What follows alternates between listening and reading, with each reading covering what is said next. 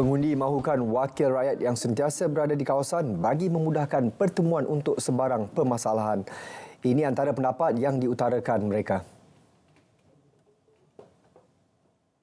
Kami sangat memerlukan seorang wakil rakyat 2 minggu lepas yang boleh turun ke Padang, iaitu selain daripada berlaku kematian, kenduri kenderaan, lain-lain menjaga kebajikan kami, contohnya kejadian banjir. Wakil rakyat yang boleh bagi kami kesenangan di kampung ni.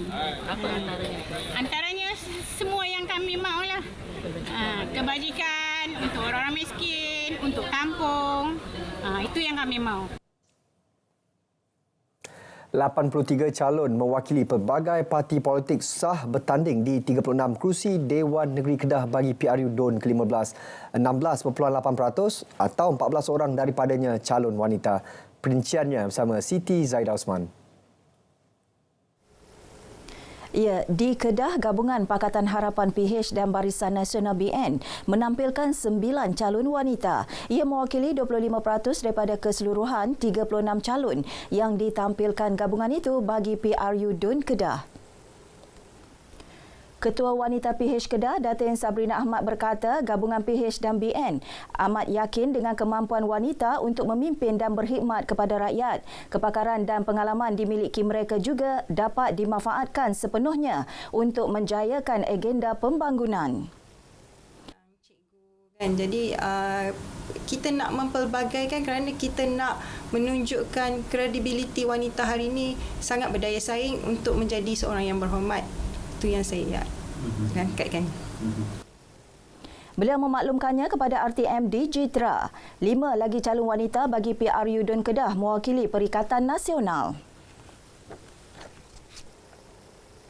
Semua calon dan penyokong parti yang bertanding harus menunjukkan kematangan dalam berpolitik sepanjang tempoh PRU DUN ke-15. Elakkan menyentuh isu 3R iaitu agama, raja dan kaum. Saya juga menasihati kepada calon ceramah apabila kita berkempen pada hari ini, berkempenlah dengan cara berhemah, dengan timbulkan isu perkauman, benci-membenci, dengan ada pergaduhan dan sebagainya. Berkempenlah dengan cara yang sihat, secara berhemah, dengan ada provokasi dan sebagainya. Ketua Polis Negara sebelum ini memberi amaran tindakan tegas akan dikenakan terhadap mana-mana pihak yang menyentuh isu 3R.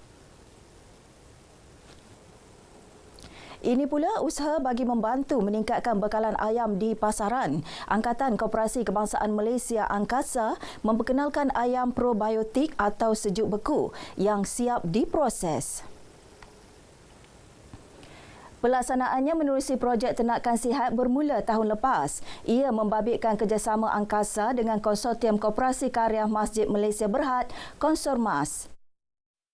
Di mana waktu proses penternakan mereka ni tidak ada menggunakan bahan-bahan yang bahan-bahan kimia lah. Macam dia tak ada guna vaksin, dia tak ada guna apa nama ni vaksin. Lepas tu ada lagi 2-3 elemen-elemen yang ada untuk mengelakkan itu. Dan dalam proses ini kita akan menggunakan probiotik ya untuk manage masalah kesihatan ayam dan sebagainya. Ini produk baru dan insya-Allah kita akan cuba kembangkan produk ini ke seluruh Malaysia. Sekarang Beliau ditemui RTM selepas melawat kilang pemprosesan ayam probiotik di Kuala Ketil. Ketika ini 3,000 ayam probiotik dikeluarkan kilang berkenaan setiap bulan. Jumlah itu akan terus dipertingkat dari masa ke masa bagi memenuhi permintaan. Ayam probiotik itu dipasarkan menerusi kedai-kedai koperasi Mat Konsormas di seluruh negara. Sekian paparan berita dari Kedah, kembali ke Angkasa Puri. Terima kasih Siti. Menyediakan akses internet merentasi semua lapisan masyarakat di seluruh negara. Ini antara matlamat pelaksanaan jalinan digital negara jendela. Phil Gabriel melaporkan. .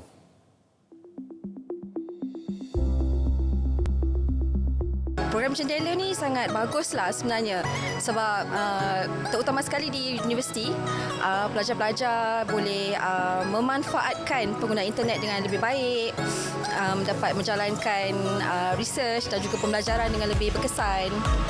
Dan terima kasihlah kepada kerajaan di atas inisiatif yang sangat bagus ni sebab penggunaan internet sekarang ni sangat penting.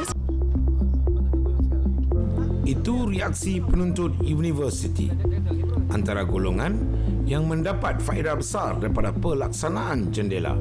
Di Pulau Pinang, Suruhanjaya Komunikasi dan Multimedia MCMC menyasarkan keseluruhan kawasan di negeri ini dilengkapi rangkaian jalur lebar 100% menjelang hujung tahun ini. Dalam projek jendela di Pulau Pinang ini kita ada sebanyak 2011 menara yang telah kita naik taraf kepada 4G lah. Dan juga kita ada lebih kurang dalam 115 menara baru yang kita bina. Salah satu menara baru yang kita bina adalah di belakang saya ini, iaitu di Kampung Kebun Baru Bairam. Menara ini telah dibina pada Januari tahun lepas dan mula beroperasi pada Mac tahun ini. Dan sebelum ni kita terima banyak aduan daripada penduduk setempat. Dengan adanya menara ini, kita tengok ujian speed test tadi telah menunjukkan bahawa kawasan ini telah berada in terms of speed dia telah berada dalam keadaan yang elok dan kualiti lah. So ini adalah salah satu projek kerajaan yang untuk menambah dan menaik tarafkan kesaling hubungan telekomunikasi di kawasan setempat dan di Pulau Pinang secara umumnya. Pelaksanaan jendela membuka satu lagi fasa dalam aspek kesaling hubungan. Komponen telekomunikasi menjadi lebih mudah dan rangkaian internet atau jalur lebar semakin luas. Bagi penduduk Pulau Pinang, pelaksanaan jendela membawa impak positif jangka panjang. Untuk maklumat, pencawangan yang ada sekarang ni bagi manfaat kepada penduduk kampung. Dulu mereka tak boleh nak buat. Law ni mereka boleh buat banking apa semua, berniaga kecil ni mereka boleh buat berniaga online apa semua kan. Lepas tu pelajaran budak-budak semua tak ada masalah. Sebelum ni semua nak kena pergi cari kat luar, nak kena pergi cari kedai Tuan Yam apa semua untuk buka wifi apa semua kan. Macam lah ni kira cantik lah. Tak payah pergi kedai Tuan Yam, duduk di rumah buat benda ni semua. Tidak dapat dinafikan, usaha kerajaan melalui program jendela akan memberi pelbagai rangsangan luar biasa dalam urusan komunikasi dan kesaling hubungan antara satu pihak dengan pihak yang lain, khusus dalam aspek dunia digital, dan ia adalah keperluan utama semasa. Laporan Phil Gabriel, RTM. Kewartawanan peranti atau Mojo perlu diaplikasi semua calon dan jentera Pakatan Harapan sepanjang tempoh berkempen PRU DUN ke-15. Pendekatan itu dapat membantu memperluas maklumat mengenai calon dan manifestonya. Mojo ni adalah kami panggil mobile journalism. Maknanya kalau saya jadi calon, ini event sekarang ni saya kena rakamkan live ataupun IT team saya rakamkan live. Dengan sendirinya konten dibina. Dan konten yang begini dihantar ke control room kami untuk kita blast ke seluruh DUN berkenaan. Beliau turut mengingatkan agar isu berkaitan 3R iaitu agama, raja dan kaum tidak dijadikan bahan kempen. Tiada jalan mudah untuk berjaya dan tiada jalan mudah